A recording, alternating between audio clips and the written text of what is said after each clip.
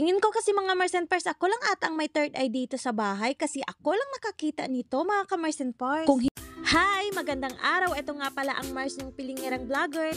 Nagpaalam nga pala ako sa trabaho kung pwede maaga ako uuwi ngayon. Kasi nga may pupuntahan sana ako mga Mars and Pars. Pero news ko mga ka-Mars and Pars, pagdating ko sa bahay, nawalan tuloy ako ng gana umalis ulit mga ka-Mars and Pars dahil nakita ko nga ang kalat mga Mars. Sa tingin ko kasi mga Mars and Pars, ako lang ata ang may third eye dito sa bahay kasi ako lang nakakita nito mga ka-Mars and Pars. Kung hindi ko naman gagawin to, sino naman ang gagawa o diba? Kaya ayan, wala tayong choice mga ka-Mars and Pars dahil isa na tayong nanay. At ang pagkakaalam ko, tayo lang din ang mga katulad kong nanay ang may third eye sa bahay. Tayo lang din kasi ang nakakakita lagi ng kalat sa bahay. O diba? Relate ba kayo dyan o ako lang?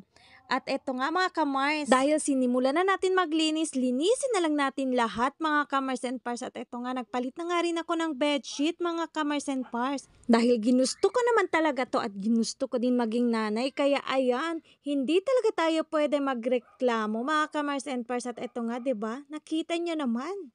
Nagmamadali na tayo dyan mga ka-Mars and Pars habang wala pang aking anak.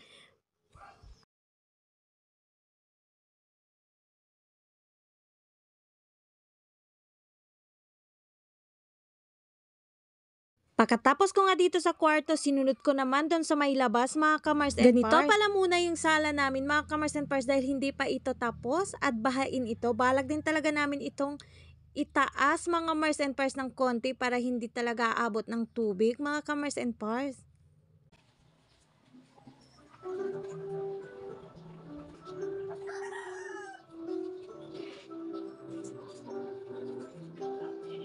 Di talaga ako titigil dito sa pagbablog. Hanggat hindi matupad yung pangarap ko, simple lang naman talagang pangarap ko, yung mapaayos lang namin ang buhay namin. Ay charot, yung bahay namin mga ka-Mars and Pars, lalo na itong sahig. Simple lang naman talagang pangarap ko. Naipasemento ko lang talaga yan kasi gusto ko lagi na malinis yung bahay namin. Kasi nakakahiya talaga pag may bisita, lalong-lalo na yung mga kasama ko pumupunta dito sa bahay. Kasi kahit anong linis mo, hindi pa rin makikita na malinis dahil nga dyan, alikabok talaga mga ka-Mars and Pars, lalong-lalo na pag gumagamit kami ng electric fan. O diba? Ganyan talaga yan mga ka-Mars and Pars. Ilang beses na din talaga ako bumili ng Renoleum pero ganyan pa rin mga ka-Mars and Pars. Kaya ayan ngayon, hinahayaan ko na lang talaga siya. Ginaganon-ganon ko lang siya ng tubig mga ka-Mars and Pars para mawala-wala konting yung alikabok. Ayan, nagmamadali pa ako habang wala pang aking anak. Ayan.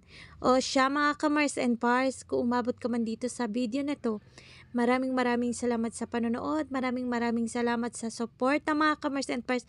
Sana po wag po kayo magsawa sa akin. Bye-bye! Ingat ho tayo lagi!